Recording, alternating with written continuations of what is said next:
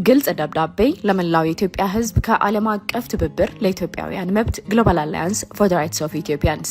ጉዳዩ ዲያቆን ዳንኤል ክብረት ሚኒስትር አማካሪ ስለ ዲያስፖራው የሰጠው ያልተጠበቀ ትችትና የውሳኔ ጥሪ መጋቢት 12 2018 ዓ.ም። በአሁኑ ፈታኝና አደገኛ ወቅት የተወለድንባት ሀገራችን ኢትዮጵያ ሁሉንም ልጆቿን የምትፈልግበት ጊዜ ነው። በመላው ዓለም የሚኖረው ግዙፉ ትውልደ ኢትዮጵያዊ ወይንም ዲያስፖራ ለሀገሩና ለወገኑ ያልተቆጠበ ድጋፍ ሲለግስ ቆይቷል። ወደፊትም ድጋፉ እንደሚቀጥል እናምናለን። ግሎባል አላያንስ ዲያቆን ዳንኤል ክብረት የሰጠውን ትችትና የዲያስፖራ አስከሬን ወደ ኢትዮጵያ እንዳይገባ መከልከል አለበት ያለው መልእክት እጅግ የተሳሳተና የኢትዮጵያውያንን ማህበረሰብ ያስተሳሰረውን ድርና ማግ ለመበጠስ የሚጎነጎነው ሴራ አካል መሆኑ ግልጥ ነው። ይህ ያልተጠበቀ ኃላፊነት የጎደለውና አደገኛ ጥሪ ዲያስፖራው ለኢትዮጵያ ምን ያህል ድጋፍ እንደሚለግስ፣ ምን ያህል መስዋዕትነት እንደሚከፍል፣ ምን ያህል ተቆርቋሪነት እንዳለውና ምን ያህል ሀገሩን እንደሚያፈቅር ያልተገነዘበ ትችት ነው። እኛ እስከምናውቀው ድረስ አንድ ግለሰብ ሲሞት አጽሜን እትብቴ ተቆርጦ ወደ ተቀበረበት ወደ ኢትዮጵያ ላኩልኝ የሚልበት ዋና ምክንያት የሀገር ፍቅር ስላለው አገሩን ስለሚወድ እንጂ መቀበሪያ ቦታ አጥቶ አይደለም።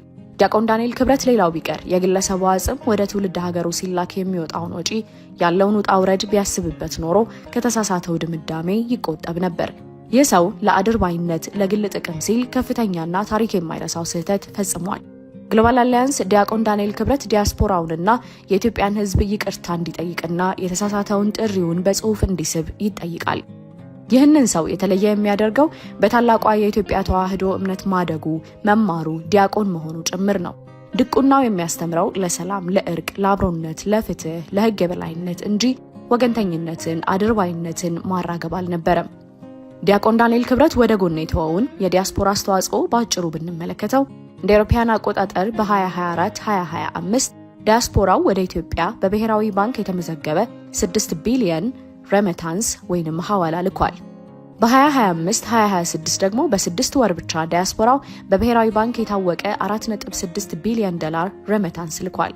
በጥቅሉ ሲገመገም ኢትዮጵያ ከውጪ እርዳታና ከውጪ ንግድ በላይ የውጪ ምንዛሬ የምታገኘው ከዲያስፖራው ነው። ለህዳሴ ግድብ ግንባታ ካፒታል የተገኘው ከኢትዮጵያ ህዝብ ነው። ለዚህ ጉልህ አስተዋጽኦ ካደረጉት መካከል የኢትዮጵያን ዲያስፖራ ትረስት ፈንድ ወይንም ኢዲቲኤፍ ሊጠቀስ ይገባል። ይህ ፈንድ በ93 ሀገራት የሚኖሩ ትውልደ ኢትዮጵያውያንን አሳትፎ ከ6 ሚሊዮን ዶላር በላይ ካፒታል ሰብስቧል። ይህ ተቋም በመላው ኢትዮጵያ የሚገኙ ልዩ ልዩ መሰረተ ልማቶችን ፋይናንስ አድርጓል። ከነዚህም መካከል ህዳሴ ግድብ ይገኝበታል። በተጨማሪም ብዙ ሺህ የዲያስፖራ አባላት ለህዳሴ ግድብ ቦንድ ገዝተዋል።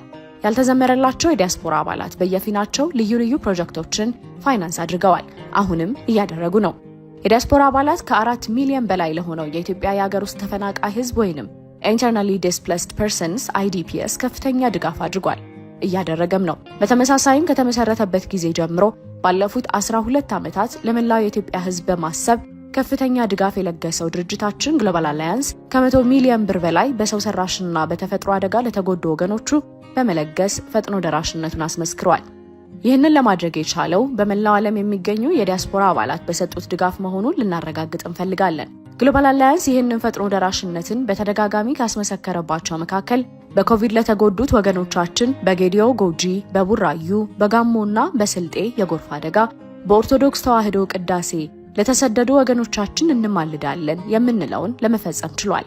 ዲያቆን ነኝ ባዩ ዳንኤል ክብረት ለሀገራችሁ አፈር አትበቁ ማለቱ እጅግ በጣም ለህሊና የሚከብድ ነው። በህይወት ያለውን ዜጋ በረሃብ እየቆሉ ሰብአዊ መብቶቹን እየረገጡ ያለ ፍትህ እየሰሩ የሚያሰቃዩት አንሶ ውጭ የሚኖረውን ኢትዮጵያዊ ዘመድ ሲሞትብህ መቅበር አትችልም ማለት በዓለም ያልታየ የሰብአዊ መብት ጥሰት ነው። በኢትዮጵያና ግዛታዊ አንድነትና በኢትዮጵያዊነት በሰብአዊነትና በሁሉም ዜጎች ሰብአዊ መብት የሚያምነውን ድርጅታችንን በጎሳና በቋንቋ የተዋቀረው የኢትዮጵያ ህገ መንግስት ኢትዮጵያውያንን ዲያስፖራውን ጨምሮ ከመቼውም በባሰ ደረጃ እንዲከፋፈሉ ማድረጉ እየታወቀ ዲያቆን ዳንኤል ክብረት የሚያገለግለው ስርዓት አንዱን ከሌላው እየለያየ እርስ በርሱ እያናከሰ ህዝቡ በሰብአዊነቱና በኢትዮጵያዊነቱ መለያዎች በአንድነት እንዳይሰበሰብ አድርጎታል። ዲያቆኑ ያሰራጨው መግለጫ የሚያስተላልፈው መልእክት እኛ ከዲያስፖራ የምንፈልገው ገንዘቡን እንጂ ሬሳውን አይደለም የሚል ነው። በመጨረሻም ግሎባል አላያንስ ባደረገው ግምገማ መሰረት መላው የኢትዮጵያ ህዝብ እንዲያውቀው የሚመኘው የዲያቆን ዳንኤል ክብረት መልእክት ለዲያስፖራ የሚያስተጋባው የኢትዮጵያ አገዛዝ አምባገነንነት ምንም ገደብ የሌለው መሆኑን ነው። ማንም ሳያስገድደው ኑሮውን ውጪ አድርጎ ቀንና ሌሊት እየሰራ በእውቀቱም በገንዘቡም በቁሳቁስም አገር ቤት ለሚኖሩት ወገኖቹ ብሔርና እምነት ሳይለይ የሚለግሰው ዲያስፖራ ምስጋና ነው እንጂ ወቀሳና እገዳ ሊገባው አይችልም። ዲያቆን ዳንኤል ክብረት ዲያስፖራውንና ባለድርሻውን የኢትዮጵያን ሕዝብ ይቅርታ መጠየቅ አለበት። የጻፈውንም መግለጫ በጽሁፍ በይፋ መሳብ አለበት። ሰላም ጤና ይስጥልን ተመልካቾቻችን፣ እንደምን ዋላችሁ እንደምን አመሻችሁ። ከአንከር ሚዲያ ዝግጅት ክፍል ያክብሮ ሰላምታችን እናቀርባለን። የአማራ ፋኖ ብሔራዊ ንቅናቄ አፋብን ከተመሰረተ ሁለተኛ ወሩን እያገባደደ ነው።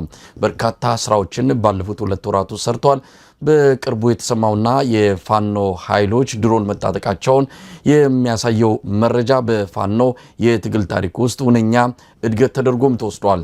ፋኖዎች አንድነታቸውን ካረጋገጡ በኋላ በበርካታ አውደ ውጊያዎች ከፍተኛ የሆነ ወታደራዊ ድሎችን እያገኙ ይገኛሉ። አንድነታቸው ለዚህ ስኬት ዋነኛ ምክንያት እየሆነ እየተገለጸ ነው የሚገኘው።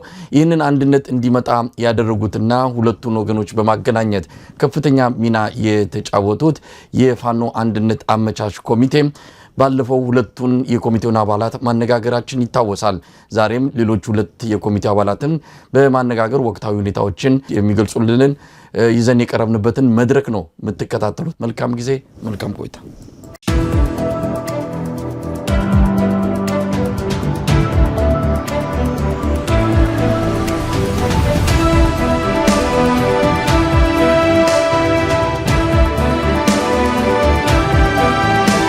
ተናስተልን አቶ ዳዊት ሳሙኤል፣ አቶ ኃይለ ገብርኤል አያሌው ሁለታችሁንም በጣም አመሰግናለሁ። እንዴት ከረማችሁ? እንኳን ወደ አንከር ሚዲያ መድረክ በሰላም መጣችሁ። እናመሰግናለን። እንግዲህ ቀደም ሲል አስተዋውቅ ያለው ሁለታችሁም ከፋኖ አንድነት አመቻች ኮሚቴ አባላት ናችሁ። ባለፈው ሻለቃ ዳዊት ወልደ ጊዮርጊስንና እንደዚሁ አምባሳደር ብርሃነ መስቀልን ማነጋገራችን ይታወሳል። በወቅቱ ያው የአንድነቱ ብስራት ዋዜማ ስለነበረ የተወሰኑ ነገሮችን እንዲሁ አጋርተውናል። እስቲ ወደዛ ከመሄዳችን በፊት ያው እናንተም ኮሚቴ አባላት ናችሁ። ይሄ አንድነት እንዲመጣ ከምንም በላይ ሚናችሁ የሚጠቀስ እንደሆነ ነው የምረዳው። ለማንኛውም ቢዘገይም እንኳን ደስ አላችሁ ለማለትም እድሉን ባገኝ ደስ ይለኛል። ለማንኛውም ወደ ዋናው ጉዳያችን ከመግባታችን በፊት እስቲ ኢትዮጵያ ያለችበት ሁኔታ ባጭሩ ግለጹልን። ዛሬ ያለንበት ሁኔታ እጅግ አሳዛኝ ነው። ብዙ ነገሮች በኢትዮጵያ አንፃር የሚጠቀሱት ነገሮች ለጆሮ ጥሩ አይደሉም። የሚሰሙት ነገሮች እንደዚሁ ስሜትን የሚያሳምሙ ናቸው። እንደው ከዳዊት ልጀምርና ኢትዮጵያ ምን ላይ ነው ያለችው? እንዴት ነው እየተከታተላችሁት ያለው? ዳዊት አመሰግናለሁኝ ወንድም መሳይ፣ ጥሩ ጥያቄ ነው። ኢትዮጵያ በአሁኑ ሰዓት ሰኔና ሰኞ የሚባል የአማርኛ አባባል አለና ሰኔና ሰኞ የገጠመበት ወቅት ላይ ነው ያለችው። በቀጠናውና በዓለም አቀፍ ሁኔታ የዓለም ሁኔታ ያለበት ያው እንግዲህ አውሮፓ ከምንኖርበት ሀገር እስከ መካከለኛው ምስራቅ ድረስ በጦርነት ያለበት ከፍተኛ ምስቅልቅል ያለበት ዓለም ችግር ውስጥ የገባችበት ወቅት ነው። በዚህ ወቅት ደግሞ አሳዛኙ ነገር በሀገራችን በተቃውሞ በመንግስት ላይ የተቀመጡት ሰዎች የሀገሪቱን ታሪክ የሀገሪቱን መሰረት ለማፍረስ የሚፈልጉትና ኢትዮጵያዊነቱን የማይፈልጉት ሃይማኖቱን፣ ባህሉን፣ ታሪኩን፣ ባንዲራውን የማይፈልጉት ሰዎች ስልጣን የያዙበት ወቅት ሆነና ሰኔና ሰኞ ገጥሞባታል ኢትዮጵያ። እየባጭሩ ባስቀምጠው ይሻላል። አመሰግናለሁ ዳዊት። ምናልባት በየውይይታችን በስፋት መነካካታቸው አይቀርምና በዛም ታነሳላችሁ ኢትዮጵያ አሁን የገባችበትን ፈተና። ወደ ኃይሌ ልምጣ። ኃይሌ ሳንተ እንዴት ነው የምትረዳው? ለምርጫ ሽርጉድ እያለ ነው አገዛዙ። ፋኖ እንዳትመጡብን ብሏል፣ አስጠንቅቋል። ሌሎች አካላትም እንደዚሁ የምርጫ ሁኔታ የማይሆን ነው እያሉ እየገለጹ ነው። አንተ ኢትዮጵያን እንዴት ትገልጻታለህ አሁን ባለው ሁኔታ? በጣም ከባድ አጣብቂኝ ጊዜ ላይ ነው የደረስነው። በሌላም በኩል ደግሞ ጥሩ ኦፖርቹኒቲም ከፊታችን እንዳለ ያሳያል። የአብይ አህመድ እና የብልጽግና የምርጫ ጨዋታ እሱን በደንብ የፋኖ አመራሮችን ገልጸውታል። የትም የሚያደርስ አይደለም፣ ኢትዮጵያንም ወዴትም የሚያሻገር አይደለም። ነገር ግን ደግሞ ምርጫዎች አሉ። ከኛም ከፊታችን ሁኔታው ከዓለም አቀፉም ሁኔታ ከቀጠናው ከተፈጠረው ቀውስም አኳያ ለኛም የቀረቡ ጥሩ አጋጣሚ ጥሩ ምርጫ ሁኔታዎች አሉ። ይሄም ምርጫ ነፃነት ወይም ባርነት፣ በብልጽግና እየተረገጡ መኖር ወይም ነፃነትን መቀዳጀት የሚቻልበት እድል አሁን ከፊታችን አለ። አሁን ባለው ተጨባጭ የቀጠናውና የዓለም አቀፍ ሁኔታ ያመጣው የኢኮኖሚ ቀውስ አለ፣ የነዳጅ እጥረት አለ። እንደሚታወቀው የብልጽግና አገዛዝ የዩናይትድ አረብ ኤሚሬት ቅጥረኛ ሆኖ በከፍተኛ የጄኖሳይድ ስፖንሰርነት ህዝባችን ላይ ከፍተኛ መከራ ሲያደርስ ነበር ያለው። ይሄንን ሲረዱ የነበሩ አካላት በአሁኑ ሰዓት ራሳቸው ውስጣዊ ችግር ውስጥ ነው ያሉት። በአንጻሩ የኢኮኖሚው ጫና፣ የነዳጅ እጥረት ሰራዊቱን ከዳር እስከ ዳር አንቀሳቅሶ የሰራዊት የእንቅስቃሴውን የሚገታበት እድል ስላለ ፋኖና ሌሎች የነፃ አውጪ ኃይሎች በየቀጠናው ያሉ ተነጋግረው ተስማምተው ይሄንን ኃይል በአጭር ጊዜ ለመንቀል የሚያስችልም ኦፖርቹኒቲ ያለና ህዝባችን የቀልዱን ምርጫ ሳይሆን ራሱን የምርጫው ባለቤት አድርጎ ነፃነቱን የሚቀዳጅበት ከዚህ አገዛዝ ነፃ የሚወጣበትን እድል ለማመቻቸት ደግሞ የሚሰጥ ወርቃማም አጋጣሚ ከፊታችን እንዳለ ማሰብ እንችላለን። እዛ ላይ መሰራት አለበት። ሁሉም ኢትዮጵያዊ ይሄንን አውቆና ተረድቶ የሚመጣበትን ጫና ለመወጣት ለዘለቄታው መፍትሄ ለማግኘት ከታጋዮች ጎን መሰለፍ ይኖርበታል። በደጀንም በተሳትፎም ትግሉን ማገዝ ከተቻለ ስርዓቱን በራሳችን የምርጫ ተርምና ኮንዲሽን መንቀል እንችላለን ብዬ ተስፋ አደርጋለሁና የብልጽግና የምርጫ ግን ቀልድ ነው። ያንን ይዘው የሚሄዱ አካላት ከሂደታቸው ራሳቸው እንዲታቀቡ የተሰጠውን መመሪያ ቢያከብሩ መልካም ነው ብዬ አስባለሁ። እንግዲህ ወደ ዕለቱ አጀንዳችን እንምጣ። ሁለታችሁም የአማራ ፋኖ አንድነት አመቻች ኮሚቴ ነበራችሁ። ይሄ አንድነት ተረጋግጦ አሁን የአማራ አንድ የፋኖ መዋቅር አንድ አደረጃጀት በወታደራዊም በፖለቲካውም የሚንቀሳቀስ እንደዚሁ ተቋም ተመስርቷል። ያ ተቋም ከተመሰረተ በኋላ ያለው ለውጥን በተመለከተ እንደዚሁም ይሄ ተቋም እንዲመጣ ይሄ የአማራ ፋኖ አንድነት እንዲመጣ አፋምን እንዲመጣ ከእርስ በርስ ካላቸው መቀራረብና መገናኘት ለዚህ ካላቸው ሁሉም ውሳኔ ይልቅ የሌሎች ኃይሎች አስተዋጽኦ የሚጠቅሱ ወገኖች አሉ፣ በሌሎች የሚጠመዘዙ ይህም እንዲመጣ ያደረገው ሌሎች ኃይሎች ናቸው ብለው የሚገልጹ ወገኖች አሉና እንደው ይህንንም አንድ ላይ አድርገህ ዳዊት የነበረው ሁኔታ አጠቃላይ ለውጡንም በተለይ ከተቋሙ ምስረታ በኋላ ያለውንም ለውጥ እንደው እንዴት እንደታየብህ ገልጽልን።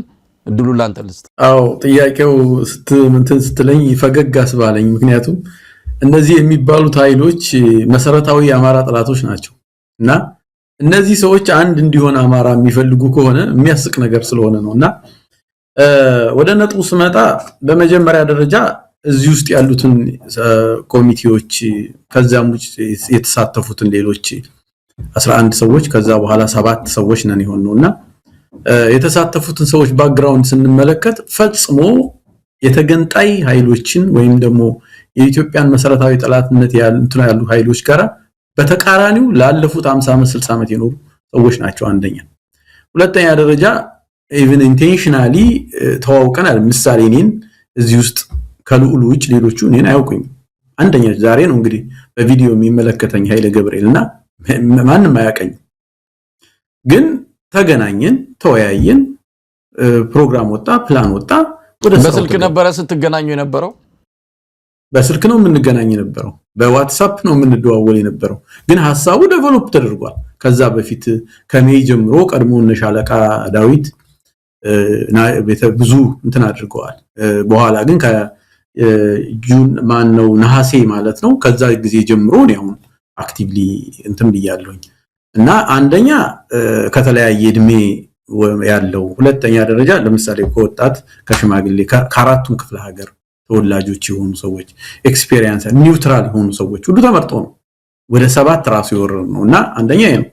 ሁለተኛ ደረጃ በመሰረታዊ ደረጃ ሰነዶቹ ሲመለከቱት የተቀመጡት ነገሮችን ስንመለከት የሚባሉት ኃይሎችን ሊደግፍ የሚችል ነገር አይደለም። ለምሳሌ አንዱን ነጥብ ብናመጣ ከዚህ በኋላ የትኛውም ግለሰብ የትኛውም ቡድን በዚህ የትጥቅ ትግል ውስጥ ያለ ሰው ከሶስተኛ ወገን ከማንኛውም ጋር የፖሊት ቢሮ እስካልፈቀደ ድረስ መሳተፍ አይችልም።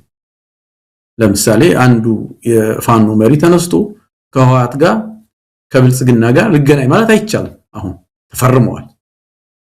ይሄ ግን በፖሊት ቢሮ ውሳኔ ብቻ ነው ከዚህ በኋላ የሚሆነው ተቋሙ የተቋቋመውና ይሄን አሁን የሚሉት ሰዎች ዲቴይል ያለውን ነገር የማያውቁ ሰዎች ሁለተኛ ደረጃ ደግሞ የስንፍና ሞሬ ነው የስንፍና ወሬ ማለት ያለውን የተሰራውን ትልቁን ስራ ለማጥላላት በጣም ትናንሽ ነገር የውሸቶሪ ያመጡ እንትን ማለት ነው እንጂ መሰረታዊ የሆነ እንትን የሌለው ነገር ነው ማለት ቤዝ የሌለው ነገር ነው ያ ማለት ግን ይሄ ኃይል የተቋቋመው የመላውን አገሪቱን ኢትዮጵያውያንን በአንድነት አስተባብሮ እዚህ ውስጥ ያለነው ሰዎች አንድነትን እንደግፍ ሰዎች ነን የኢትዮጵያን አንድነት ማንደራደር ሰዎች ነን እና በአንድነት የኢትዮጵያን ህዝብ ከትግራይ ጀምሮ እስከ ጋምቤላ እስከ ኦጋዴን ድረስ ያለው ህዝብ በአንድነት ወደፊት የሚመጣበትን ስራ ይሰራል እና እነዚህ ግን ማንንም እኔን ጠርተው ያነጋገሩኝ ሻለቃ ዳዊት እነ ልዑል አስፋወሰ እነዚህ ናቸው ከዚህ ጀርባ አንድም ቀን ሌላ ድርጅት አይደለም ሌላ ኃይልም ሚስጥር ተጠብቆ ነው የተሰራው እና ቤዝለስ ምንም መሰረት የሌለው ወሬ ነው አመሰግናለሁ ዳዊት ኃይሌ ምናልባት በዚህ ጉዳይ ላይ ብትጨምር በተለይም ከጀርባሉ ስለሚባለው ከዛ በኋላ የነበረውን ለውጥም በተመለከተ እሱንም አንድ ላይ አድርገህ ተጨማሪ ሐሳብ ብታጋራን ነው ያደራጀው ሌላ ኃይል ነው ብለው አንዳንድ የብልጽግና ምሁራንና የብልጽግና ካድሬዎች በስፋት ስማት ሲያጠለሹ ነበርና እነሱ በህወሓት ጥብቆ እና ጡጦ ያደጉ ናቸው የራሳቸው ነፃነት አያውቁም ስራቸውም ተልቋቸውም በተላላኪነት ስለነበር ሁሉም እንደነሱ ይመስላቸዋል የዚህን የፋኖን አንድነት ያመቻቹት ኮሚቴ አባላት ቅድም ዳዊትም እንደተጠቀሰው ክቡር ዶክተር ልዑል አስፋወሰን አስራተ ካሳን የሚያህል በእነ ጸሐፊ ትእዛዝ አክሊሉ አብተወልድ ልክ የሚታዩ በጣም ሞገስ ምግባር ቅንነትና ችሎታ ያላቸው ትልቅ ሞገስ የሆኑ አባት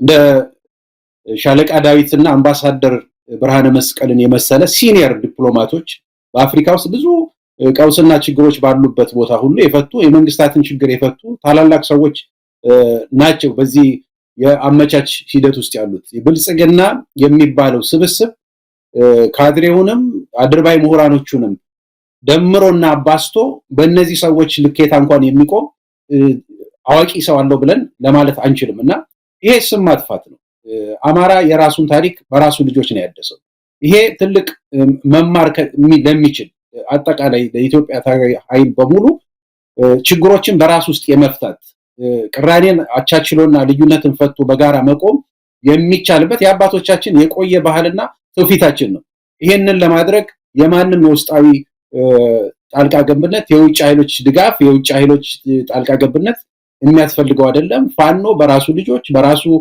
ምሁራን በራሱ ሽማግሌዎች ተዳኝቶ ራሱ ተነጋግሮ የራሱን ቅራኔ ፈቶ ዛሬ ለሚታይበት ቁመና ላይ ደርሷልና ይሄ ከፍተኛ ስም ማጥፋት ነው የአማራንም ባህል ትውፊትና ታሪክም የማያውቁ ሰዎች የነጻነትንም ትርጉም የማይረዱ የብልጽግና ካድሬዎችና አድርባይ ምሁራን የሚያካሂዱት ተራ ዘለፋ ነው እሱን አንቀበልም እንዳልከው በዚህ ሂደት ውስጥ ሲኒየር ሰዎች ተሳትፈውበታል ይሄ ነው መታየት ያለበትና ይሄንን ግን አንዳንድ የኛንም ወገኖች ይዘው የስም ማጠልሸቱን ሲያስተጋቡት ይታያልና ይሄ ትክክል አይደለም ይሄ በዚህ ደረጃ መታየት አለበት ብዬ አመሰግናለሁ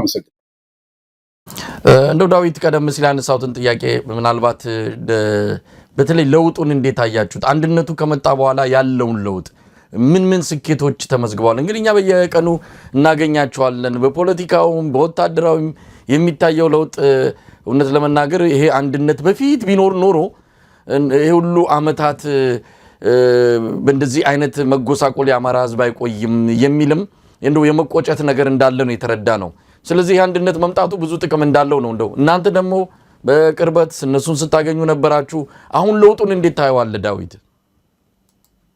እኔ በጣም የሚገርመው ነገር ልጆቹ በጣም ትልቅ ካፓሲቲ ያላቸው ናቸው እንደው ለምሳሌ እንደው ከባነሳ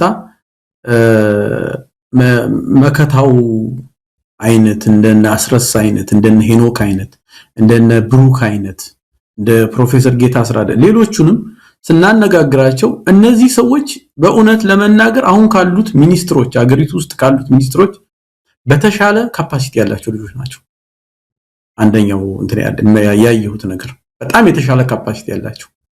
ሁለተኛ ደረጃ አሁን እዚህ አድማጮች መቼም የአማራውም ጥላቶች የአማራውም ወዳጆች የሚያዳምጡን ስለሆነ እኛ እዛ ውስጥ ሽማግሌዎቹ አንድም ነገር አልጫንባቸው።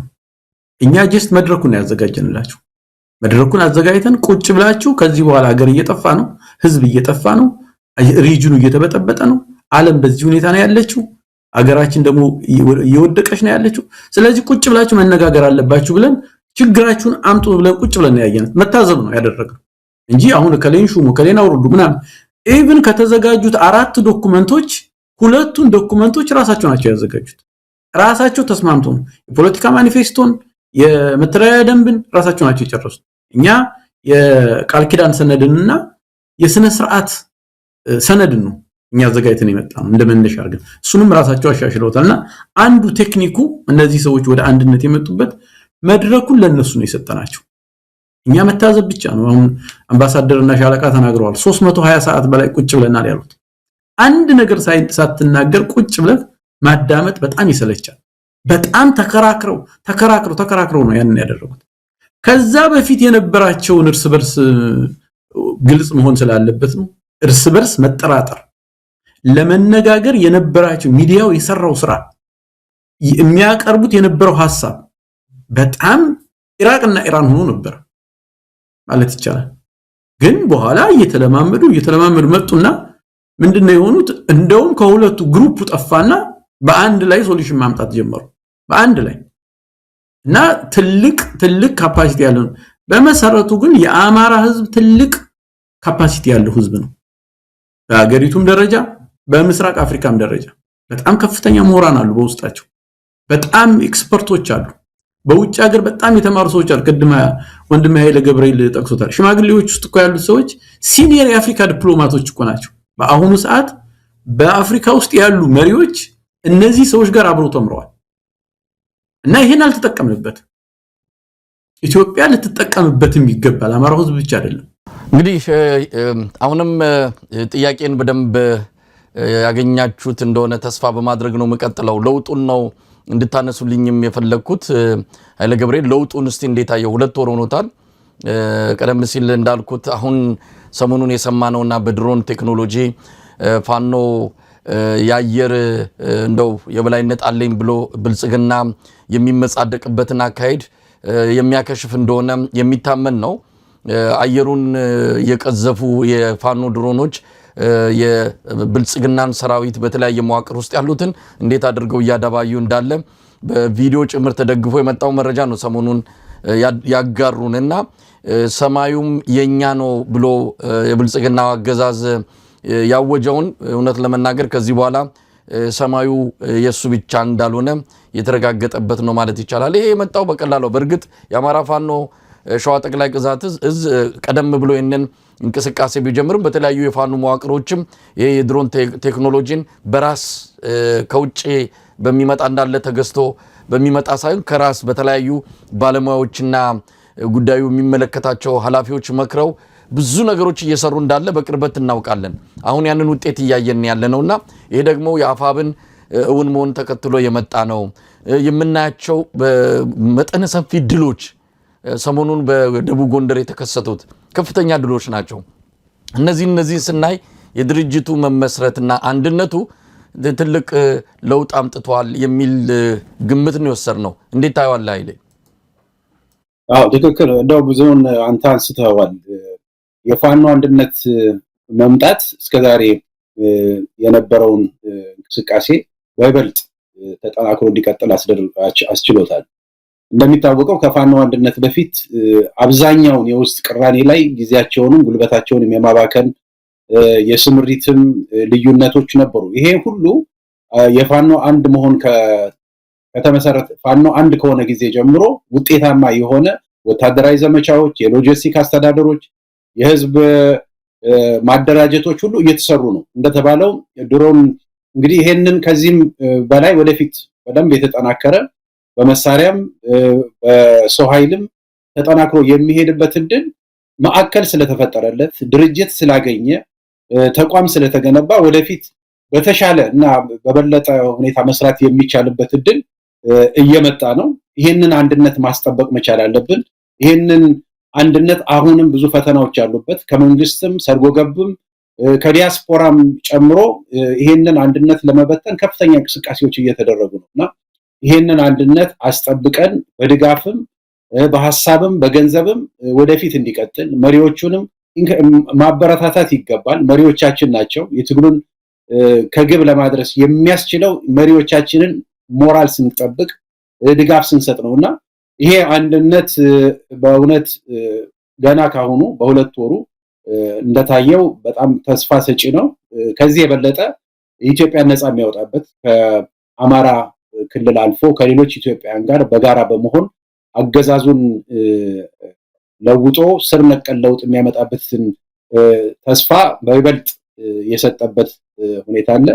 እንግዲህ ብዙ ነገር ይፈልጋል። ወታደራዊ ትግሉ አሁን ካለበት ከፍ ብሎ ሜካናይዝድም አየሩን መያዝ ተችሏል። ሜካናይዝዱንም መያዝ የሚቻልበት ስርዓቱን መለወጥ የሚቻለው እነዚህን ወታደራዊ እድገቶችን በማምጣት ስለሆነ እዛ ደረጃ እንደሚደርስ ተስፋ የሚሰጥ ቁመና ላይ ፋኖ ደርሷል ማለት ይቻላል። ዳዊት እንደው ምናልባት ወደ ኋላ ልመልስ ነው ያኔ የነበረውን እንግዲህ 320 ሰዓት በጣም ውጣ ውረድ የነበረው ትግስትን የሚጠይቅ ትልቅ ሂደት እንደነበረ ነው ይነግራችሁ። እንደው ይሄ የነበረው የገጠማችሁ ነገር ለህዝብ ቢገለጽ ያስተምራል፣ ህዝብ ቢያቀው የበለጠ በነበረው ሂደት ብዙ ነገሮችን ያገኛል ብላችሁ የምታምኑትን ማንሳት ይቻል ይሆን? ወደ ኋላ መለስ ብሎ አንዱ ነገር ለምሳሌ በሶሻል ሚዲያ እና በተለያየ ሚዲያዎች ይነገር የነበረው ነገር የነበረው ጭቅጭቅ ነገሮች ለምሳሌ አንደኛው በፖለቲካ ማኒፌስቶ በሚቀርብበት ጊዜ ተዘጋጅቶ ራሳቸው ናቸው ያዘጋጁትና ሲመጡ በሚገርመው ነገር ከሶስት ፖይንቶች ላይ ብቻ ነው ልዩነት የገጠማቸው። እንደውም ሶስት ማለት አይቻልም፣ አንድ ነጥብ ላይ ነው ልዩነት የመጣው። ያ ማለት እነዚህ ሰዎች ሳይገናኙ በሚዲያው ብቻ ነው ተጣልተው የነበረው። በሪያሊቲ ግን ሁሉም አንድ አይነት አስተሳሰብ ነው የነበራቸው። አንደኛው አስገራሚው ነገር ይሄ ነው። ምክንያቱም የሚመስለን የነበረው ሁለት የተለያየ ድርጅት የነበረና ሁለት የተለያየ ጽንፍ የደረሰ ልዩነት ያላቸው ነበር። ግን አዘጋጅተው ሁለቱም ሲመጡና ሁለቱም አንድ ላይ በሚነበብበት ጊዜ ግን የተገኘው ቦታ መሰረታዊ የሆነው ልዩነት አንድ ልዩነት ነው። እሱንም ልዩነት በፉትኖት እንዲቀመጥ ተደርጎ ነው ያለፉትና አንዳንድ ጊዜ ሰውን ሳታቀው ጨለማ ይሆንብሃል። ለምሳሌ ግን ጨለማን ሰዎች የሚፈሩት ውስጡ ምን እንዳለ ስለማያውቁ ነው። ውስጡም ሲያውቁት ጨለማ እንደውም ይችን አባባል ነው የዛን ጊዜ መጀመሪያ ስናቀራርባቸው በአጋጣሚ ነው የተናገርኩትና ሰው ጨለማን የሚፈራው ውስጡ ምን እንዳለ ስለማያውቅ ነው። ውስጡን ስታቀው ግን ባዶ ቤት ሊሆን ይችላል፣ ወይም በወርቅና በብር የተንቆጠቆጠም ሊሆን ይችላል። እና መጀመሪያ መብራት ነው በእያንዳንዱ ግንኙነታችን በእያንዳንዱ ውይይታችን ማድረግ ያለባቸው ነው ተብሎ ከተነገራቸው በኋላ ውይይት ካደረጉ በኋላ ግን ምንም አይነት ልዩነት አልተገኘባቸው በመካከላቸውና ሶሻል ሚዲያው ሲያብድ የነበረው ዝም ብሎ እንደነበረ እንደው አድማጮች እንትን እንዲሉ በማነው እንዲረዱ ይደረግ ደስ ይለኛል። እንግዲህ ኃይለ ገብርኤል ወደ አንተ ልምጣና ምናልባት አሁንም በእርግጥ ብዙ ነገሮቹ ተጠናቋል። ያው ድርጅት ሲመሰረት ቀላል አይደለም። ከምን ውስጥ መተው ምን እያደረጉ እንዳለስ በቅርበት የምንረዳ ሰዎች የሆነ ጊዜ ሊወስድባቸው እንደሚችል የማጠቃለያ አንዳንድ ነገሮችን የማስተካከል ቤት ያው ተለያይቶ የነበረ ቤት ወደ አንድ ሲመጣ አንዳንድ የሚስተካከሉ ነገሮች አሉና ያ የሚወስደው ጊዜ ወስዶ ሊሆን ይችላል። አንዳንድ ደግሞ ከላይ ነው የታረቁት፣ ከላይ ነው አንድ የሆኑት፣ ታች ደግሞ ድረስ መውረድ አለበት። በእርግጥ ጥያቄውም የመጣው ከታች ቢሆንም አንድነታቸው እንዲመጣ ግፊት ጫና ሲደረግ የነበረው አንድም ከታች ቢሆንም ነገር ግን በተወሰነ ደረጃ የነበሩበት ሁኔታ አሁንም በደንብ እንደ ላይኞቹ ያልተዋሃዱ አካላት ነበሩ። ለምሳሌ ጎንደር ላይ የምናየው ባለፈው ሸዋ ላይ የመጨረሻውን ታች የነበረውን ጨርሰው አጠናቀው ሸዋ ቤቱን በደንብ አድርጎ በእርቅ ፈቶ አንድ ሆኖ ተነስቷል በሚል መከታውና ደሳለኝ የታዩበት አንድ አጋጣሚ ምን ያህል አንድነቱ እየጠነከረ እንደመጣ የሚያሳይ ነው። ጎንደር ላይም በተመሳሳይ ሂደቱ አልቋል። ይሄ ምናልባት እንደው ያስቸገረ ነገር አለ ከተጠናቀቀ በኋላ እንደዚህ ወጣ ገባ የሚል እንደዚህ ያልጸዱ ነገሮች አሉ። ይሄንንስ ለመፍታት እናንተም እየሞከራችሁ ነው ወይስ ስራችሁን አጠናቃችሁ ወደ የቤታችሁ ተመልሳችኋል? እናመሰግናለን። በእርግጥ አሁን ባለው ተጨባጭ ሁኔታ የኛ ማንዴት አንድነቱ እስኪመጣ ድረስ ነበር፣ ያንን ጨርሰናል። ነገር ግን ይሄንን ተቋም ያዋለድነው ልጅ ነው፣ ለማንም ትተን ዞር አንልም። ያንናሉን እንቅስቃሴዎች ሐሳቦችም ምክረ ሐሳቦችንም እያቀረብን አብረናቸው አለን አሁንም። እና እንደተባለው የፋኖ አመሰራረት አፈጣጠሩም ራሱ እንደሚታወቀው ከታች ወደ ላይ የበቀለ በፖለቲካ ታሪክ ውስጥ ምናልባት አዲስ የሆነ ምናልባትም በሌላ ዓለም የዚህ አይነት ተሞክሮ መኖሩን እኔ እንጂ አላነበብኩም። ከታች ወደ ላይ የበቀለ ስለሆነ ይሄንን ወደ አንድ አምጥቶ በዚህ አጭር ጊዜ ውስጥ ሁለት ድርጅት ነበር ከሁለት አሁን ወጥ ድርጅት ማምጣት ተችሏልና እንደተባለው ከፍተኛ አመራሩን ከላይ መመስረት ተችሏል። መዋቅር ወደ ታች ሲሄድ ብዙ ስራ ይጠይቃል፣ ቀላል አይደለም። በጣም ሰፊ ስራ የሚጠይቅ ፋኖ አንደኛ በስሩ ያለው በብዙ መቶ ሺህ የሚቆጠር ሰራዊት ነው ያለው፣ መዋቅር ነው ያለው። ይሄንን ከታች ወደ ላይ ለማውረድ ጊዜ ይፈልጋል፣ ትግስት ይፈልጋል፣ ስራዎች ይፈልጋሉ። አንዳንድ ጊዜ የተለያዩ ግጭቶችም ልዩነቶችም ሊታዩ ይችላል። ይሄ ማለት ግን ናቹራል ነው፣ ምንም የተለየ ነገር ኖሮ አይደለም። በሂደቱ የፈጠረው ራሱን ችግር ነውና ያን ያህል የጎላ ነገር እስካሁን አልተከሰተም። ገና ወደታች የመዋቅሩን የማውረድ ስራ ይቀጥላል። ማወቅ ያለብን አማራውም ሌላውም ኢትዮጵያዊ ማወቅ ያለበት ይሄንን የፋኖን አንድነት የፋኖን ትግል ለመጥለፍ የፋኖን መዋቅር ለማፈራረስ $100 ሚሊዮን ፕሮጀክት ያለው ብዙ ቅጥረኞች የተላኩበት በዲያስፖራም ከፋፋዮች አማራ ደጋፊ በሚመስሉ በሚዲያም በድርጅትም ስም ከፍተኛ ሳቦታጅ ተካሂዷል። ምናልባት ዳዊት ሊያብራራው የሚችላል በሂደቱ ላይ እንዴት አይነት እንቅፋት ሲፈጥሩ እንደነበር።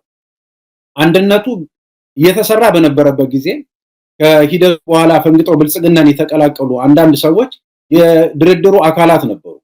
እንቅስቃሴውን በማወቅ ከፍተኛ ሳቦታጅ ሲሰሩ ነበር። መረጃ ሲወጣ ነበር። እርስ በርስ እንዳንተማመን ማን ነው ያን መረጃ ያወጣው በሚል ጭምር ሰዎች እርስ በርስ እንዲጠራጠሩ የሚያደርግ ሳቦታጅ ሲሰራ ነበርና አሁንም ሙሉ በሙሉ የጠራ ነው ማለት አይቻልም። በየትኛውም ትግል ውስጥ ቅጥረኞች፣ ሰርጎ ገቦች ይኖራሉ፣ አፍራሽ ኃይሎች ይኖራሉ። ግን ትልቁን ስዕል መመልከት መቻል አለብን። ይሄ ድርጅት የህዝብ መዳኛ ነው። የአማራ ህዝብ የህልውና አማራጭ የሌለው ድርጅት ለኢትዮጵያም ህልውና የሚጠቅም ድርጅት ነውና ይሄን ድርጅት መንከባከብ ማየት መቻል አለብን። አንዳንድ የሚፈጠሩ ትንንሽ ነገሮችን አጉልቶ ለመሄድ የሚካሄዱ አፍራሽ እንቅስቃሴዎች በውጭም አሉ። በግልጽ አንዳንድ የነገሩን ሰዎች አሉ። ሻቢያ ጀባሃን አጥፍቶ ብቸኛ ኃይል ሆኖ ኤርትራ ውስጥ እንደወጣው በዚህም በፋኖ ትግል ውስጥም አንዱ ሌላውን አጥፍቶ ነው መሆን ያለበት እንጂ በእርቅና በድርድር በሽምግልና ይሆናል አይሆንም የሚሉ አቋም ያላቸው የአማራን ትግል እንደግፋለን የሚሉ ሰዎች ነበሩ። እንዲህ አይነት ኤክስትሪም አመለካከት ያላቸው አፍራሽ ወገኖች ሁሉ አሉ። ኪንግ ሜከሮች አሉ። እዚህ የራሳቸው የፋኖ ኃይል ሳንቲም እየላኩ የራሳቸው የፋኖ ተጠሪ እንዲኖር የሚፈልጉ አፍራሽ አመለካከት ያላቸው በጣም በርካታ ሰዎች እንዳሉ ልንረዳ ይገባል። ከመንግስት ብቻ ሳይሆን የኢጎ ችግር ያለባቸው፣ የአመለካከት ድህነት ያለባቸው፣ የግል አጀንዳ ያላቸው የተለያዩ ቡድኖች አሉ። ይሄ ድርጅት የመጣው በብዙ ጥረት በብዙ ድካም ነው። ይሄ ድርጅት ፋኖ አንድ ባይሆን ኖሮ ዛሬ ስለ ፋኖ የምናወራበት እድል አልነበረም። የመጨረሻው ጫፍ ላይ ደርሶ ነበር እርስ በርስ ለማጋደል እና ታች መዋቅሩ ሲወርድ የመዋቅር አሰራሩ ጊዜ የሚወስድ ነው፣ ቀላል አይደለም። በጦርነት ውስጥ ሆኖ ነው። ከፍተኛ ጦርነት እየመሩ ነው። የአመራሮቹ የጦር አዛዦች ናቸው፣ የፖለቲካ መሪዎች ናቸው። ፋታ በሌለው ሁኔታ ውስጥ ነው እየተንቀሳቀሱ ያሉትና በዚህ ሂደት ውስጥ በጣም የተሳለጠና የፈጠነ ውጤት ይመጣል ማለት አይቻልም። አንዳንድ መንገጫገጮች ሊኖሩ ይችላሉ። አንዳንድ አፈንጋጮች ሊመጡም ይችላሉ። ልንደነቅ አይገባም። ሂደቱ ግን አሁን ባለው ደረጃ ሲታይ በዚህ 2 ወር ውስጥ ከጠበቅነው ከገመትነውም በላይ በጣም ጥሩ ሁኔታ ላይ ነው ማለት ይቻላል። ይሄን ነው የምለው ለጊዜው። ኃይሌ በቀጣይ ላነሳ ወደ አሰብኩት አጀንዳ ነው በቀጥታ የወሰድከኝ። ያው በተወሰነ ነካክተኳል። እንግዲህ በመሬት ላይ ያሉ የፋኖ ኃይሎች ወደ አንድነቱ መጥተው አንድ ቤት ውስጥ ሆነዋል። ነገር ግን በዚህ በባህር ማዶ ይሄንን ትግል የሚደግፉት በእርግጥ እኔ ለውጥ አይቻለሁ። የናንተን መለኪያ አላቅም። ይሄ አንድነት ከመጣ በኋላ በባህር ማዶም እንደ በፊቱ በጣም የተበታተነ ነገር አላይም። በሚዲያውም ሆነ በአንዳንድ ማህበራት ድርጅቶችን በኩል የሚታየው ያኔው አይነት ፍጥጫ አሁን ትንሽ ረገብ ያለ ይመስላል። ግን በሚፈለገው መጠን እና እዛ መሬት ላይ ባለው አንድነት ልክ እዚህ ያየን አይደለም። እንደው ዳዊት ወደ አንተ ልምጣ። እዚህስ ምን እየተደረገ ነው? ምንድነው መደረግስ ያለበት? እዛ አንድ ሆነናል ካሉ እዚህ አንድ ማይኮንበት ምክንያቱ ምንድነው? ምንድነው አሁን እንደው ባጭሩ ለማስቀመጥ ኢትዮጵያንም ይሁን አማራውን በጥላትነት የሚያዩ ጠላት ናቸው ነን ብለው የተቀመጡ ሰዎች አሉ። ሌላ ደግሞ ይሄንን እንከላከላለን ብለው የሚታገሉ ሰዎች አሉ፣ በዲያስፖራውም በአገር ቤትም ማለት ነው። እና ከዛ መሃል ግን ትግሉን ደግሞ የሚታገሉ አሉ። አሳዛኙ ነገር ያ ነው። ሁሉ ጊዜ ትግሉን ብቻ የሚታገሉ ማለት ትግሉ ወደ ጠላት እንዳይሄድ የሚያደርጉ አሉ። ይሄ ለምሳሌ የፋኖ አንድነት በሚመጣበት ጊዜ እነዚህ አብዛኞቹ ተራገፉ። አብዛኞቹ ለምሳሌ ፋኖ ውስጥ ነው የሚዘርፉ ነበሩ፣ ፋኖ ውስጥ ነው የሚገድሉ ነበሩ፣ በጣም ብዙ ሰውን የሚያሰቃዩ ነበሩ፣ መረጃ የሚያወጡ ነበሩ። እነዛ ጥርግ ብለው በራሳቸው ፈቃድ አንድነቱ ሲመጣ ትተው ሄዱ። እና አሁን በአሁኑ ሰዓት እዛ ላይ እኔ እዚህ ፋኖ ነኝ እኔ እዚህ ፋኖ ነኝ ብሎ ማለት አይቻልም። የመንግስት ወታደር በዚህ በኩል አለ፣ በዚህ በኩል የፋኖ ወታደር አለ። በመካከል ምንም ነገር የለም። ከዛ ውጭ የሚሆን ሰው ሽፍታ ነው ከዚህ በኋላ ማለት ነው። ምክንያቱም ተቋም ስለተመሰረተ በዲያስፖራውም ይሄ ነገር መምጣት አለበት። በእርግጠኝነት የምናገረው ከዚህ በኋላ አደናቃፊዎች፣ አስመሳዮች፣ ከጠላት ጋር የሚገናኙ ሰዎች የትኛቸውም ቦታ አይኖራቸው እና በየአቅጣጫው እንቅስቃሴ እየተደረገ ነው። በትክክል የአማራው ዲያስፖራ የሚደራጀው ግዴታ አገር ቤት ስላለውን ብቻ አይደለም፣ በሚኖርበት አገር ክብር እንዲኖረው ነው የሚደራጀው። ምሳሌ አሁን ዛሬ ብንመለከት ከ8000 በላይ የሚሆኑ ኢትዮጵያውያን አማሮችን ጨምሮ ከእስራኤል ሊባረሩ ነው። ብንደራጅና ግን እንትን ብንሆን ግን ይሄ ነገር አይሆንም ነበር። በሳውዲ አረቢያ በመቶ ሺዎች የሚቆጠሩ ሰዎች ናቸው መከራ እየደረሰባቸው የነበረው። ስላልተደራጀን ነው ሁሉ ነገር የሆነውና ከዚህ በኋላ ለልጆቻችንም ተሰደንም ኑረን ትልቅ ተቋም ምን መሰረትበት ዘመኑ አሁን መጥቷልና በእርግጠኝነት የምነግርህ በቅርቡ ትልቅ ተቋም በዲያስፖራ ይመጣል፣ ትልቅ ኦርጋናይዜሽን። ኃይለ ገብርኤል በዚህ ጉዳይ ላይ ተጨማሪ የምትለው ነገር ካለ? ይሄ ውጭ ያለው አቅም ቀላል የሚባል አይደለም። በዲፕሎማሲውም በገንዘቡም በተለያየ መልኩ የተቀናጀ የተባበረ ኃይል ቢመጣ ትልቅ እሴት ነው የሚሆነው ለፋኖ።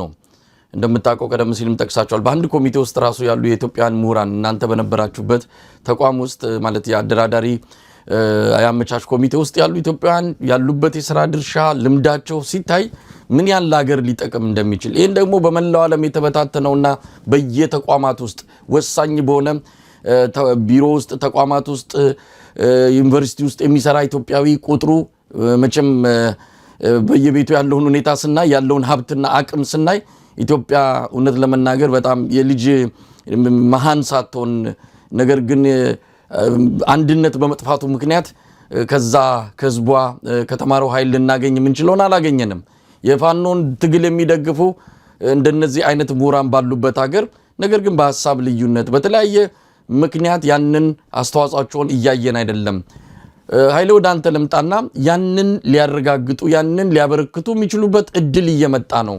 ስለዚህ ምን መደረግ አለበት? እንደው የፋኖ የውጭ ኃይል ደጋፊዎች ከዚህ አንፃር ከዚህ በኋላ መውሰድ ያለባቸውን እርምጃዎች በተመለከተ ሐሳብን ብታጋራ።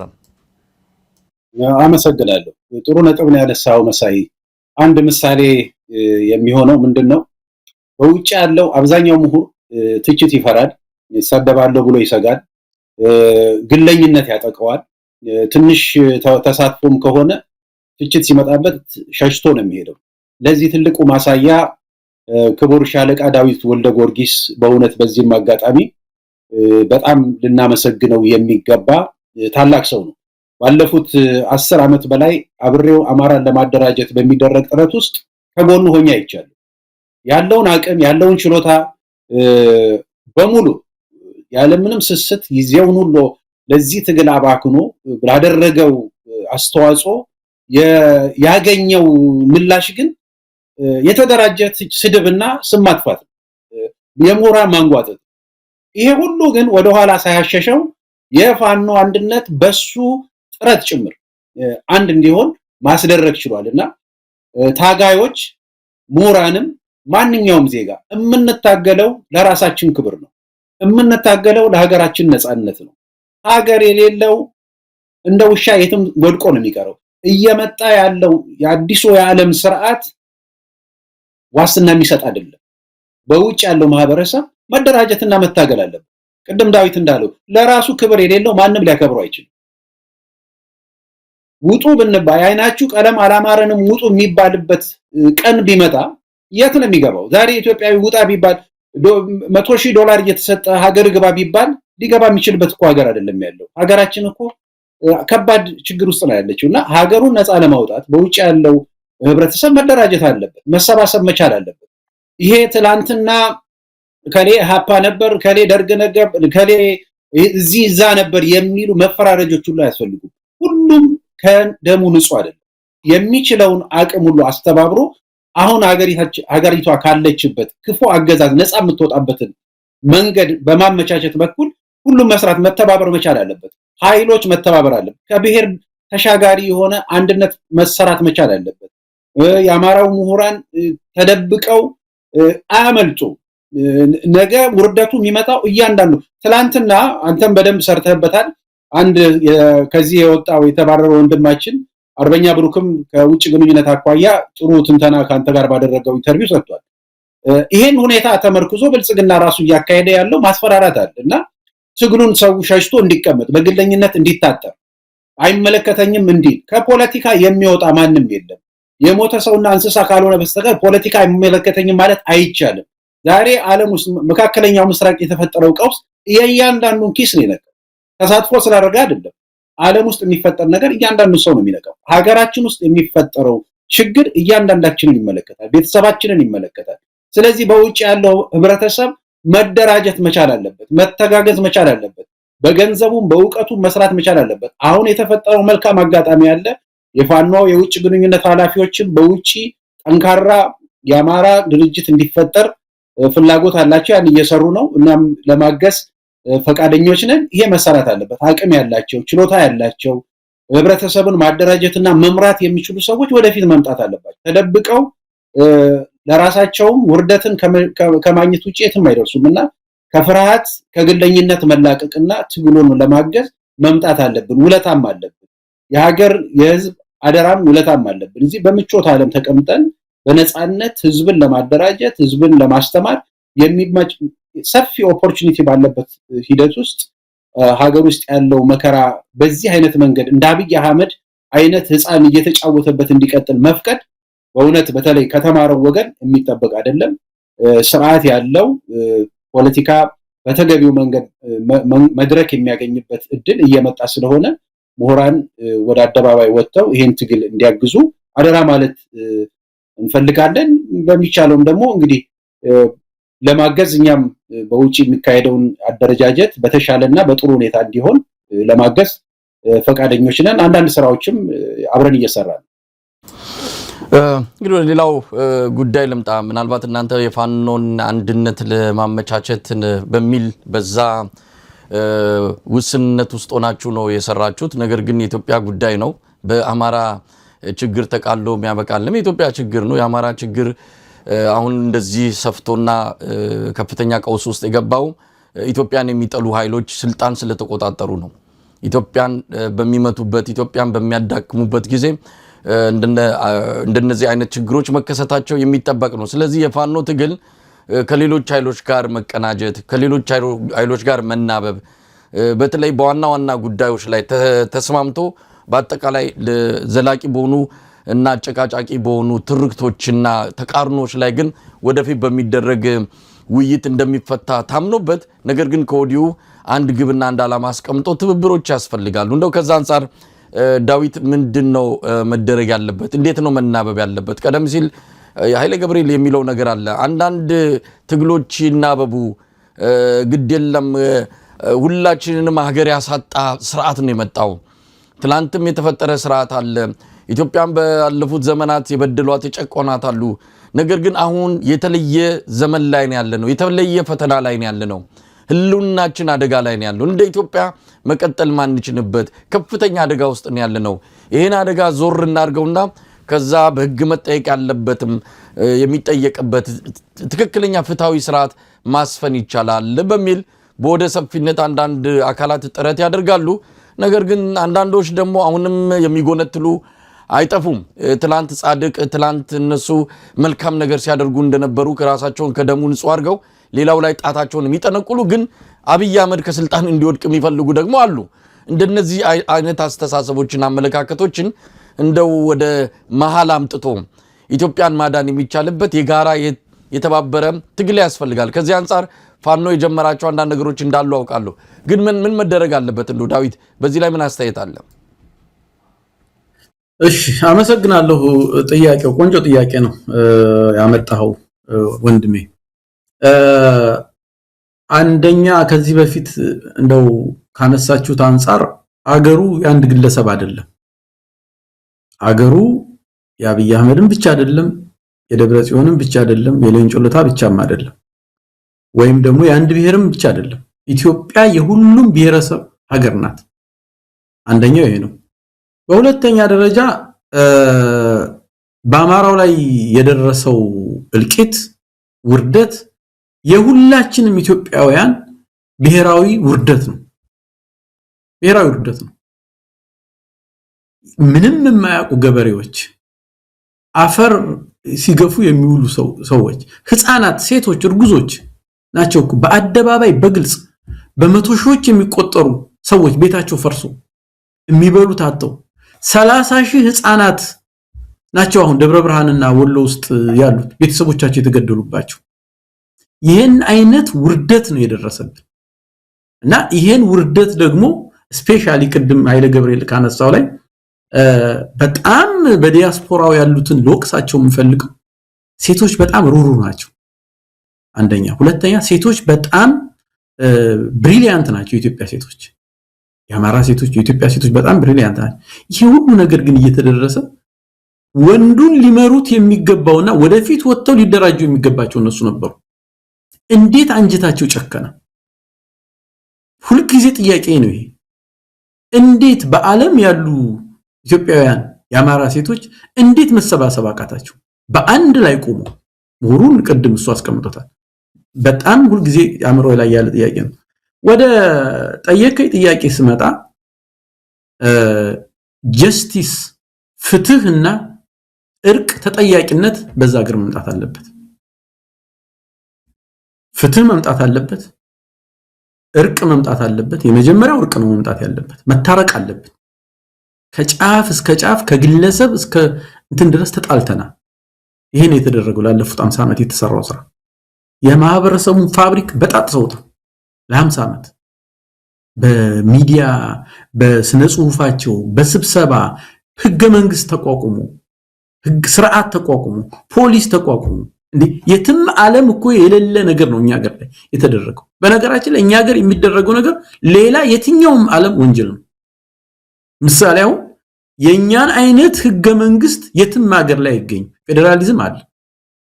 በትክክል አፓርታይድ ነው የተተገበረው እና ይሄ የመጀመሪያው ነገር እርቅ ያስፈልገናል። ትክክለኛ እርቅ። በሁለተኛ ደረጃ ፍትህ ያስፈልጋል። በሶስተኛ ደረጃ ተጠያቂነት መኖር አለ። አሁን እዚህ ላይ ነው ወራጅ አለ ብሎ የሚወርዱት ሁሉ። ተጠያቂነት መኖር አለበት። ማንም በዚህ ጉዳይ ላይ በነገራችን ላይ እርቅ ሊደረግ ይችላል። ግን እርቅ የምናደርገው በእነዚህ ሰዎች ኮስት ነው፣ በእነዚህ ገበሬዎች ኮስት ነው፣ በእነዚህ ሴቶች ኮስት ነው። ማህፀናቸው እርጉዞች በሳንጃ የተቀደዱ ሰዎች ነው ኮስት የምናደርገው፣ የምንጨባበጠው እጅ። ተጠያቂነት መኖር አለበት። ለአንዴና ለመጨረሻ ጊዜ በታሪካችን መዝጋት አለብን እና አሁን የመጨረሻውን ያልኩትን ብዙ ሰዎች ወንጀለኞች ስለሆኑ አይፈልጉትም። ይሄ በእርግጠኛ ሀገርም ብቻ አይደለም፣ አፍሪካ ውስጥ ብዙ ጊዜ የማይሳካው ተጠያቂነትን ስለማንፈልግ ነውና እነዚህ ሶስት ነገሮችን የሚቀበሉ የትኛውም ኃይል ጋር አማራው ይሰራል። የትኛውም ኃይል ጋር ኢትዮጵያ ውስጥ ያለ እነዚህን ግን ሶስት ነገሮች መቀበል አለባቸው።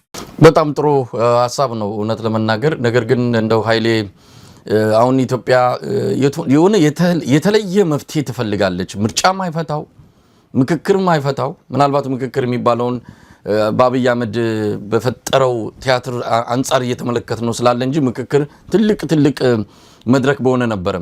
ለማንኛውም የተለየ መፍትሄ እንፈልጋለን።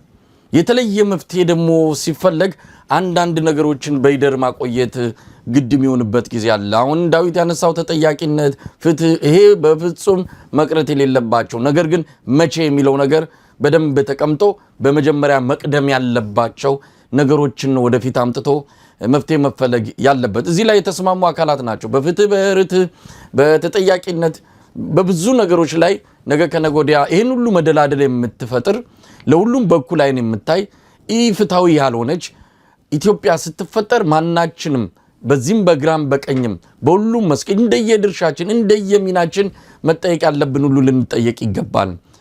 ያ ነገር እንዲመጣ ግን መጀመሪያ መሰራት ያለበት ስራ አለ። እሱ እንዴት ይሰራ ነው? ፋኖስ ከዚህ አንጻር ምን ያህል ርቀት መሄድ አለበት ነው? ሰሞኑን ከአንዳንድ ድርጅቶች የምሰማው ነገር ትንሽ እንደው እነዚህ ሰዎች በምን አይነት መቼ ነው የሚነቁት?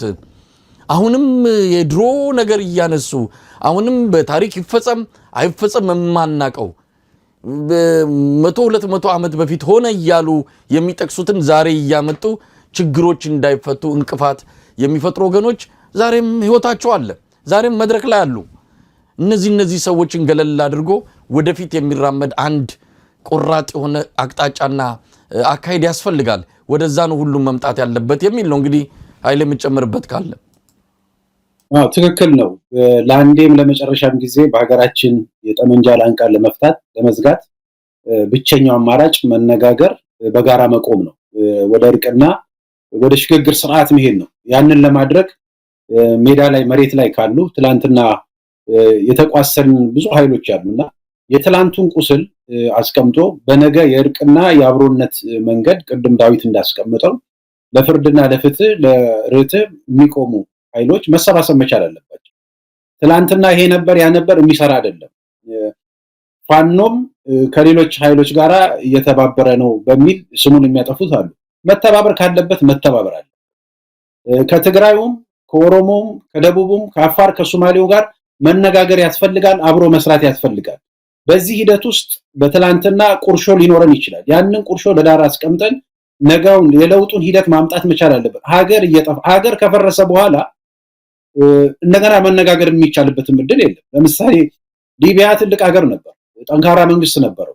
ከፈረሰ በኋላ እዛ ያሉት ኃይሎች መነጋገር እንኳን አልቻሉም። ምድረ በዳ ነው የሆነው። በሶማሌም ያየነው እንደዛ ነው። ስርዓተ መንግስቱ ፈርሶ እንደገና ሌላ አይነት ጦርነት ከመምጣቱ በፊት ፋኖ አሸናፊ ሆኖ ይውጣ ወይም ሌላ አሸናፊ ሆኖ ይምጣ እንደገና ግጭት ውስጥ እንዳንገባ ዛሬውኑ ስርዓቱን በመንቀል ሂደት ውስጥ በጋራ መነጋገር መስራት ይቻላል። አንዳንድ ነገሮችም እንዳሉ እንገምታለን። ከኦሮሞም ከትግራይም አልፎ ተርፎም ከኤርትራም ጭምር መነጋገር ያስፈልጋል። በውይይት በንግግር መጪው ትውልድም እንደገና ጠመንጃ መሸከም የለበት። ለአንዴም ለመጨረሻም ጊዜ መፍትሄ ማግኘት የሚቻለው በንግግርና በውይይት ነው። ትላንትና የነበረን ልዩነት ዳር አስቀምጠን አሁን ጠላታችን በሆነው ማዕከላዊው ስርዓት ላይ ደግሞ ጉልበታችንና ኃይላችንን ማስተባበር መቻል አለብን። ይሄን ለማድረግ መነጋገር ያስፈልጋል። መነጋገር ሲጀመር እንደ ክህደት ተደርጎ መቆጠሩ በሁሉም አቅጣጫ ተገቢ አይደለም። በአንድም በሌላም ምክንያት አንዱ ለሌላው ያስፈልጋል። የወያኔ ኃይል ዛሬ ያለበት ሁኔታ አለ። ትላንትና የሰራው በደል አለ። ዛሬ ከሱ ጋር በተወሰነ ደረጃ መነጋገር ሊያስፈልግ ይችላል። የኦሮሞ ኃይሎች አሉ። ትላንትና ምናልባት ያልተግባባናቸው ሊሆን ይችላል። ዛሬ ግን መነጋገር ያስፈልገናል። ወደድንም ጠላንም አንድ ሀገር ነው ያለን።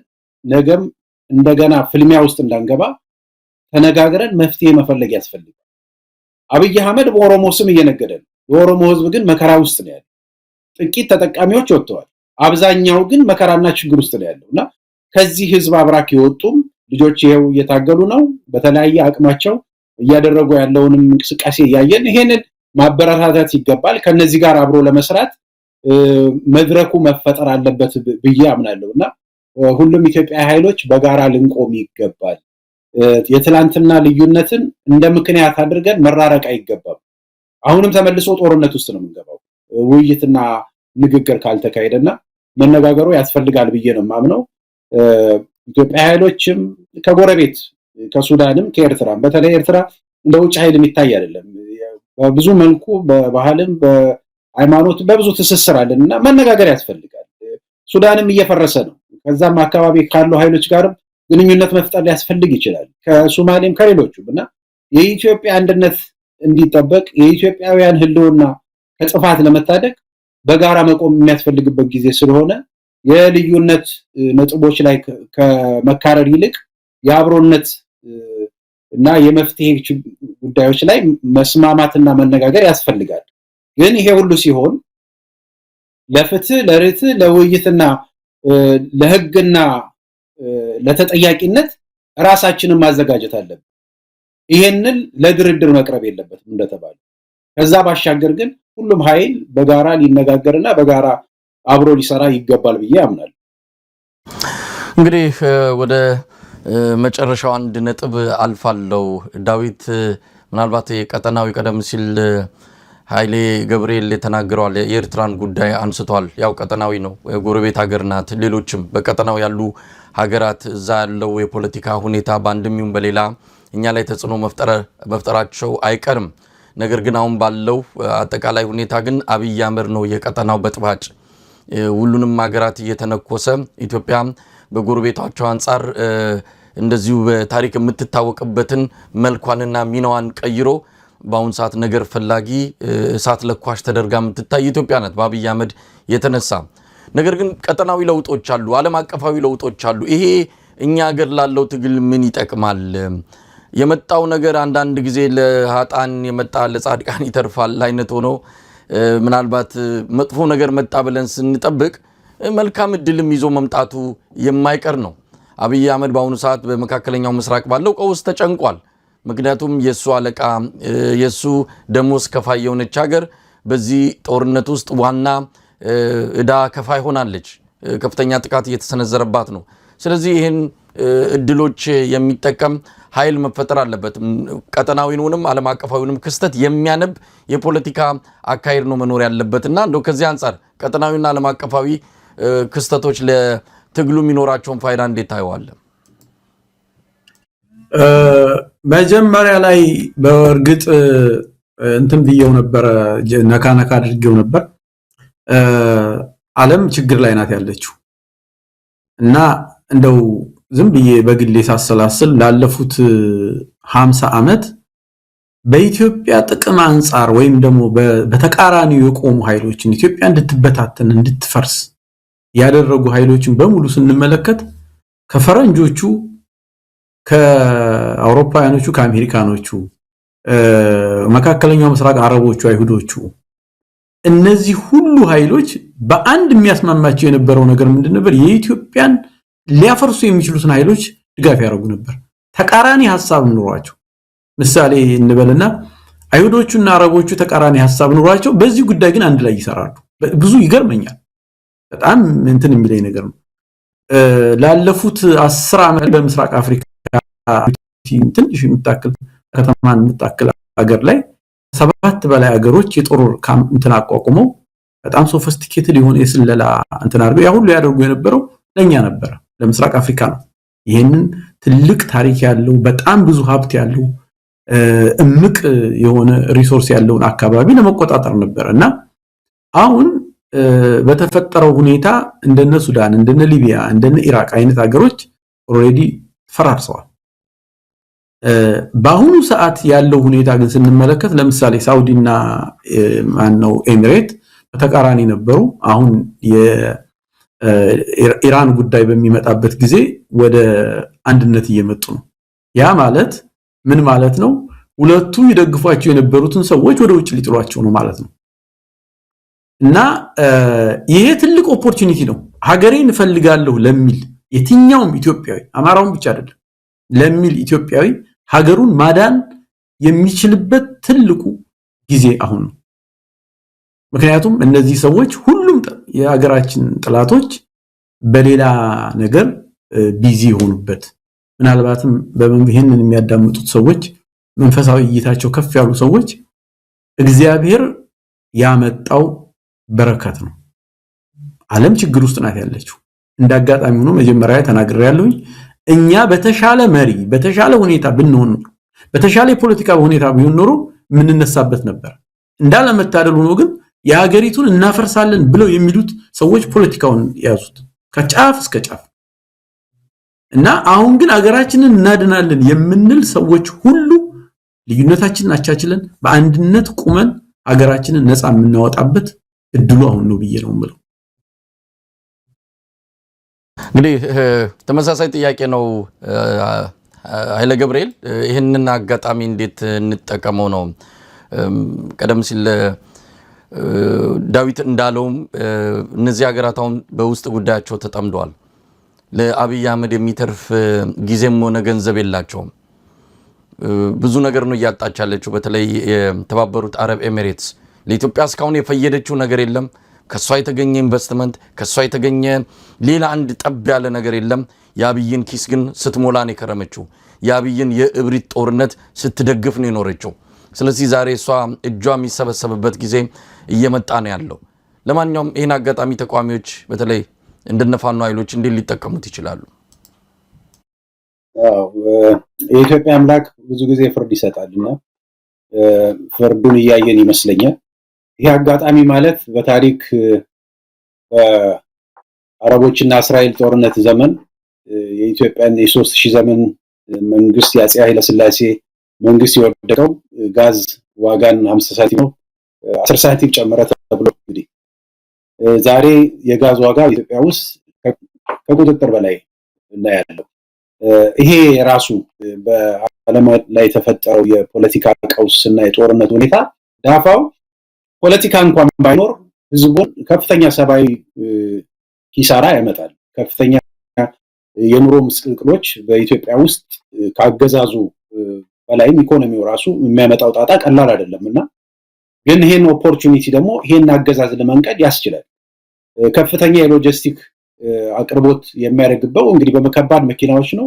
የጋዝ እጥረቱ እንደገና የተተኳሽ የማግኘት እድሉም ባህሩም ስለተዘጋ እንደ ልቡ ስላልሆነ ለወታደራዊ እንቅስቃሴ ፋኖና ሌሎች ኃይሎች ይሄን ስርዓት በወታደራዊ ኃይልም ለመገልበጥ የሚችሉበት እድል በአንድ በኩል ደግሞ በሰላማዊና ህዝባዊ ትግል ይሄን አገዛዝ እምቢኝ በማለት ህብረተሰቡ መንቀሳቀስ የሚችልበት በጣም ጎልደን ኦፖርቹኒቲ ነው ማለት ይቻላል። በዚህ ወቅት ይሄን ስርዓት ለማሽቀንጠር የምንችልበት አጋጣሚም አለ። ይሄ ግን በስርዓትና በአግባቡ እንዲሄድ ኃይሎች መነጋገር አለባቸው። ፋኖም ከሌሎች ኃይሎች ጋር መነጋገር የሚያስፈልገው ስርዓት አልበኝነት እንዳይመጣ ነው። የመንግስት መውደቅ ብቻ አይደለም። መንግስት በአንድም በሌላ መንገድ ቢወድቅ ያንን ኪዮስ መፍታት የሚችል ማኔጅ ማድረግ የሚቻልበት ችግሮችን መፍታት የሚቻልበትን አደጋ ቢፈጠር ያንን አደጋ ማኔጅ ማድረግ የሚቻልበትን ስርዓት አልበኝነት እንዳይመጣ ለዛም መዘጋጀት ያስፈልጋል። ምናልባትም ከወታደራዊ እንቅስቃሴ ውጪ ኢኮኖሚው ጫናና የህዝቡ ምሬት ስርዓቱን ሊመነግለው ሁሉ ይችላልና ለዛም መዘጋጀት ያስፈልጋል። ነገር ግን የወታደራዊ እንቅስቃሴ በይበልጥ ተጠናክሮ ስስ ብልቶቹ እየተመረጡ ከየወረዳና አውራጃ ሳይሆን በስስ ብልቶቹ ላይ እየተጠና እንግዲህ ፋኖ ይሄንን ሊሰራ የሚችል በጀነራል የሚመራ አቅም ስትራቴጂና ስልት መንደፍ የሚችል የፖለቲካና ወታደራዊ አመራር አለው። ይሄን ይሰሩበታል ብለን ተስፋ እናደርጋለን። ከፋኖም ባሻገር ከአማራውም ባሻገር ከኦሮሞም ከትግራዩም ከደቡቡም ከአፋሩም ጋራ ይሄንን ሐሳቢ ያደረገ ሁኔታውን ለመጠቀም ጊዜውን ለመጠቀም ጊዜ እድል ይሰጣል። ይሄ ጊዜ ያመጣውን ኦፖርቹኒቲ ከተለወጠ እንደገና ችግራችን ይሰፋልና ይሄ ጊዜው በሰጠን አድቫንቴጅ ተጠቅመን ስርዓቱን ለመንቀል የምንችልበት መልካም ጊዜ ነው ብዬ አስባለሁ። በአንጻሩ ግን የህዝቡን ሰቆቃና የኑሮ ትግል ቀላል ደግሞ እንደማይሆን በዚሁ መረዳት ያስፈልጋል። መረዳዳትም መደጋገፍም ያስፈልጋል። እንግዲህ በውጭ ያለውም ወገኑ መረዳት አለበት፣ ሀገር ውስጥም ያለውም ማቃመስ አለበት። የሚመጣው የኑሮ ጫና ቀላል አይደለም። ከዚሁ ጎን ለጎን ለስር ነቀል ለውጥ ወጣቱ መነሳት መቻል አለ፣ ህዝቡ መነሳት መቻል አለ። በፍርሃት ቆፈን ተይዘን ከመከራም ከስቃይም ከሞትም አልተረፍም እና ደፍሮ መውጣት ያስፈልጋል። ትግል ያስፈልጋል። እያየን ነው ወደ የሀገር ፍቅር የሀገርን ዋጋ ምናልባት በዚህ የጦርነት ጊዜ ውስጥ ለስፖርት ተልከው የነበሩ የኢራን ስፖርተኞች በዛ እሳት ውስጥ ሀገራችን እንገባለን ሲሉ ምንም በሐሳቡ የማደግፈው እንኳን ቢሆን የሀገር አርበኝነት ስሜት ያ ነው፣ ቀላል አይደለምና ሀገራችን መከራ ላይ ሆና ደግሞ ህዝቡ ሌላው መጥቶ ነፃ እንዲያወጣው መጠበቅ የለበት። እያንዳንዱ የነፃነቱ ባለቤት ነው።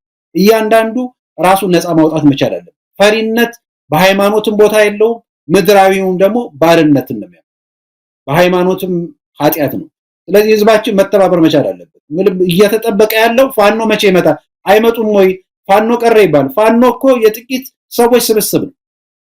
ሚሊሻ አለ እኮ፣ ባንዳ ሚሊሻ እየተዋጋው ነው ያለው። እዚህ ከውጪ እየደገፍ ነው አይደለምና እያንዳንዱ የነፃነቱ ባለቤት መሆኑን አውቆ ለትግል መነሳት አለበት። ጊዜው አሁን ነው። ነፃ የምንወጣበት በምርጫ ሳይሆን በራሳችን ምርጫ፣ ስርዓቱን በመንቀል ምርጫ። ይሄ አብይ አህመድ የምርጫ ጨዋታውን ህዝቡ ኢግኖር አድርጎታል። በዛው መቀጠል አለበት። እዛ ውስጥ የገቡ ሰዎች ካለው ተጨባጭ ሁኔታ ራሳቸውን ሪዛይን እንዲያደርጉ በዚሁ አጋጣሚ እኔም እጠይቃለሁ። በጣም ነው የማመሰግነው ሁለታችሁንም። እንግዲህ በተለያዩ ጉዳዮች በተለይም ሁለታችሁም ተሳትፎ ባደረጋችሁበትና ትልቅ ውጤት ባመጣችሁበት የአማራ ፋኖ አንድነት ጉዳይ ላይ ኮሚቴ ውስጥ ገብታችሁ የሰራችሁትንም እንዲሁ አንስተን ወቅታዊ ኢትዮጵያ ጉዳይንም የትብብሩን ሁሉንም ነገር የነካካንበት የዕለቱ ውይይታችን ይህንን ይመስላል። አቶ ዳዊት ሳሙኤል ከጀርመን የአመቻች ኮሚቴው አባል፣ እንደዚሁም አቶ ኃይለ ገብርኤል አያሌው የአመቻች ኮሚቴው አባል ከአሜሪካን፣ ሁለታችሁንም በአንከር ሚዲያ ታዳሚዎች ስም ከልብ ነው ማመሰግነው። እኛም በጣም አመሰግናለን እድሉን ስለሰጠን።